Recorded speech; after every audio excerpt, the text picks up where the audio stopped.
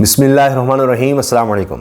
इस वक्त सीनियर सहाफ़ी हामिद मीर साहब आड़े हाथों ले रहे हैं नून लीग को, और जैसे अल्फाज उन्होंने इस्तेमाल किए हैं मियाँ नवाज शरीफ के लिए, नून लीग के लिए, माजी में कभी इस तरह के अल्फाज इस्तेमाल नहीं किए थे कि भोंडे तरीके से मियाँ नवाज शरीफ को मुसल्लत करने की कोशिश हो रही है, मुसल्लत किया जा रहा है। ये हामिद मीर साहब के अल्फाज हैं।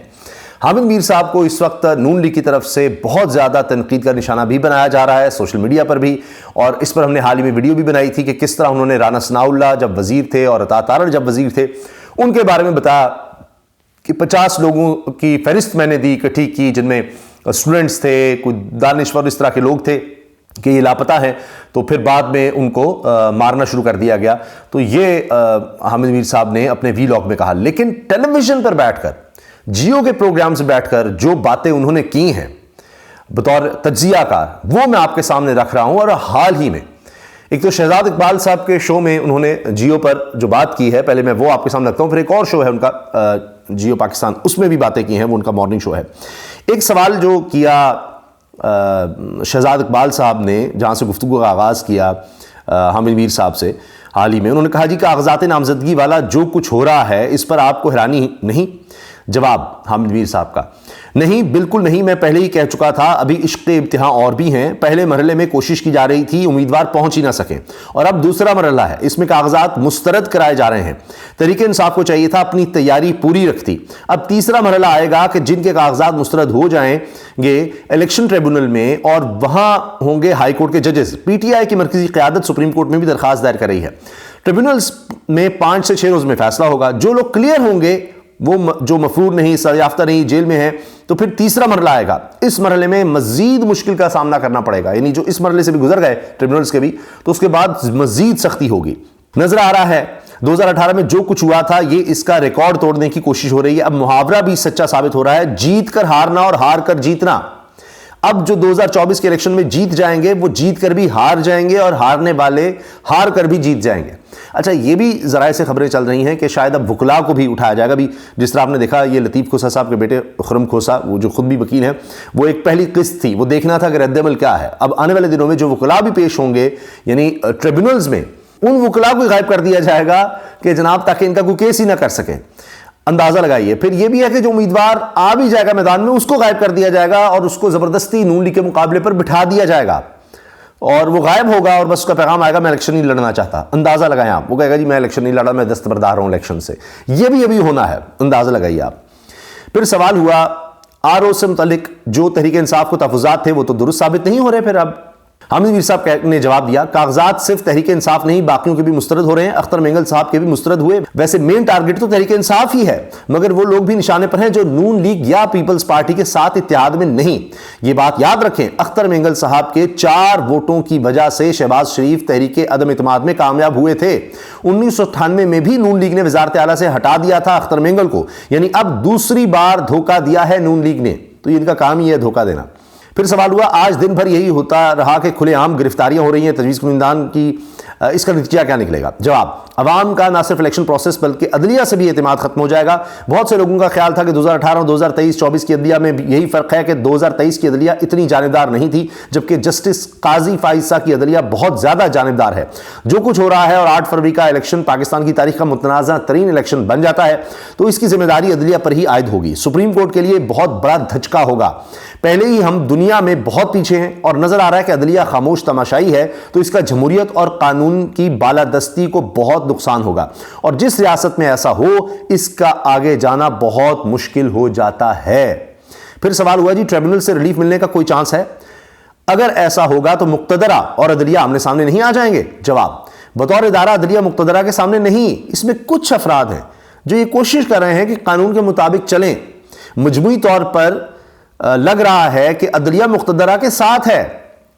फिर सवाल जनाब, ये आखिर में सबसे अहम सवाल, ऐसे इलेक्शन की क्या हैसियत होगी? जवाब, मुझे ऐसा कोई खदशा नहीं कि तरीके इंसाफ इक़्तिदार में आ जाएगी। जो हुकूमत निकाल दी जाती है, इसको दोबारा नहीं आने दिया जाता। लेकिन जो 2018 के इलेक्शन में हुआ था, इसके रिकॉर्ड तोड़े जा रहे हैं, और नवाज शरीफ खुद भी कह रहे हैं कि इसका बहुत नुकसान हुआ था पाकिस्तान को। लेकिन अब तो इंतहाई भोंडे तरीके से नून लीग को मुसल्लत किया जा रहा है। जनरल बाजवा और जनरल फैज के रिकॉर्ड तोड़े जा रहे हैं। पहले जितना नुकसान हुआ अब इससे दुगना होगा और 8 फरवरी को जो भी हुकूमत बनाएगा वो ज्यादा देर चल नहीं पाएगा, यह हामिद मीर साहब ने कहा है।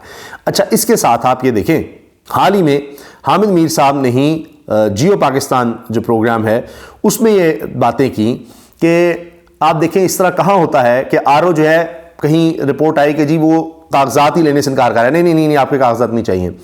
अच्छा, फिर कोई आ रहा है बाहर तो पुलिस उससे कागजात छीनकर भाग रही है, कभी ये भी होता है। फिर एक जगह आरओ ने अंदर से लॉक कर लिया, कुंडी लगा ली कि जी नहीं बंदा आ रहा है, वो कागजात तहरीक इंसाफ के जमा करवाने, नहीं वो अंदर से कुंडी लगा ली। फिर ये तक हुआ है कि किसी का कागजात नामजदगी लेने से इनकार किया तो मियां महमूद रशीद की बेटी आई तो उन्होंने कहा जी यहाँ पर हम पैसे नहीं ले सकते। वो फिर बैंक गई तो बैंक से भी इनकार हो गया कि जनाब नहीं यहाँ नहीं हो सकता। तो अब आप सोचें कि कभी ऐसा हुआ है? तो ये एक अजीबो गरीब सूरत हाल पैदा हो चुकी है और यही बात हामिद मीर साहब ने ये इसके जियो के प्रोग्राम में की है। अच्छा, एक और वाकये में लाहौर में एक तहरीक इंसाफ के रहनुमा मियां महमूद रशीद साहब, तो उनके वकील गए जब कागजात जमा करवाने तो उन्होंने उनके कागजात नहीं जमा किए, फिर उनकी बेटी ने कागजात जमा करा दिए। अब तो वो बेटी जब गई नेशनल बैंक ने फीस जमा करने से इनकार कर दिया, तो जब तक वो फीस की रसीद जो है रिटर्निंग अफसर को नहीं मिलेगी तो वो कागजात नामजदगी, यानी बैंक वाले भी इनकार कर रहे हैं कि हम नहीं ले सकते ना, आप तहरीक इंसाफ से हम नहीं लेंगे आपसे पैसे। बड़ा आदमी था बैंक मैनेजर, उसने कहा जाइए अपना काम कीजिए, हमने आपकी फीस जमा नहीं करनी। तो देखिए इसमें बाकी सब जो जमाते हैं उनके साथ तो कोई प्रॉब्लम नहीं है, देखिए किसी और जमात के साथ प्रॉब्लम नहीं है, सिर्फ और सिर्फ तहरीक इंसाफ के साथ है। बड़ा धूम धड़का होता है, लोग फूलों के हार डालते हैं और वो बड़ा एक माहौल होता है जनाब इलेक्शन में, लेकिन यहाँ तो उल्टी माहौल चल रहा है। क्या हो रहा है खास तौर पे पंजाब में कि बड़े ही दिलचस्प वाकयात पेश आ रहे हैं। एक नई तारीख रकम हो रही है कि उम्मीदवार जो है वो कागजात नामजदगी जमा करवाने जाता है, रिटर्निंग अफसर कहते नहीं हमें आपके कागजात नहीं चाहिए, और ऐसी मिसालें कायम हो रही है, इनकार है, पुलिस छीन रही है, देखिए जरा फरार हो जाती है। अच्छा, एक वाकया ऐसा भी है कि उम्मीदवार कागजात नामजदगी जमा करवाने पहुंचा और जैसे ही रिटर्निंग अफसर को पता चला तो उसने अंदर से कुंडी लगा ली। ऐसा कभी होता है, अंदर से कुंडी लगा ली। अच्छा, एक और वाकये में लाहौर में अब ये जनाब सारे वाकया तो बता रहे हैं कि क्या इलेक्शन हो रहे हैं, आप अंदाज लगाएं। तो ये सब कुछ जनाब हो रहा है और इसको बता रहे हैं जनाब हामिद मीर साहब। इस सब के बावजूद तो हामिद मीर साहब का तज्जिया था। कुछ और खबरें मैं आपके सामने रख रहा हूँ। इत्शाम अली अब्बासी सीनियर सहाफ़ी हैं, वो कहते हैं कि जी इमरान खान साहब की रिहाई के इम्कानात हैं। इस पर हम आगे अगली वीडियोस में बात करेंगे। इसके साथ आप ये देखें, अली मुमताज़ ये भी सहाफ़ी हैं, ये कहते हैं जी मेरे मुताबिक प्लान की तकमील 3 मरहल में थी पर नहीं, ये अब 3 से 4 मामला चला गया है। तीसरा मरहला जारी है जिसमें मुस्तरद होने वालों को फैसले की कॉपी नहीं दी जा रही, क्योंकि कॉपी होगी तो अपील होगी, कॉपी नहीं तो अपील भी नहीं।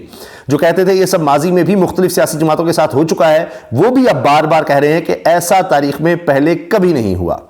ठीक है, ये लोग भी अब मानने पर तैयार हो गए हैं। फिर अशर बाजवा ने ये बड़े ज़बरदस्त स्टार्ट्स सामने लाते हैं। इन्होंने शेयर किया है जी नवंबर के महीने में होने वाले 120 पॉलिटिकल वीलॉग्स के यूट्यूब चैनल्स में सियासी पार्टियों और सियासी शख्सियात को मिलने वाले व्यूज़, इन चैनल्स पर नवंबर में 6600 वीडियोज़ अपलोड हुई। अब इनमें जनाब आप अंदाज़ा लगाएं कि 68% से ज़्यादा PTI की हैं। तो किसी ने उसका इंग्लिश में टाइटल लगाया, उर्दू में, सब मिलाकर जनाब वो कुछ 70% से ज़्यादा जनाब सिर्फ और सिर्फ PTI है, तहरीक इंसाफ है। 10% PMLN या नून लीग 6% मिला के 16% पर। इसी तरह पीपल्स पार्टी 4% पर, MQM 4, PMLN 3, इस तरह मुख्तलिफ जगहों पर 3 उसमें है। तो अब आप अंदाज़ा लगाएं कि कितना फ़र्क है, लोग किसको ज़्यादा सुन रहे हैं, किसकी ज़्यादा बात कर रहे हैं, ये हर चीज़ सबके सामने वाज़े हो रही है। तो ये चंद बातें हैं कि जिनसे अंदाज़ा होता है कि यही वो मकबूलियत है तहरीक इंसाफ की या इमरान खान की, जिसका मुकाबला नहीं हो पा रहा, और अब जिसको हामिद मीर साहब कह रहे हैं जी भोंडे तरीके से नून लीग को मियां नवाज शरीफ मुसल्लत करने की कोशिश हो रही है, वो इसी वजह से है कि इसके अलावा और कोई रास्ता नहीं कि मुसल्लत किया जाए किसी तरह से। अब ये जमहूरियत तो नहीं है, वो तो ख़त्म हो चुकी है। अब पता नहीं ये क्या है, ये क्या निज़ाम है, इसको आप हाइब्रिड कहेंगे, मुसल्लत करने का निज़ाम कहेंगे, ये क्या है, ये आप ही जवाब दीजिए कमेंट सेक्शन में। अल्लाह हाफ़िज़।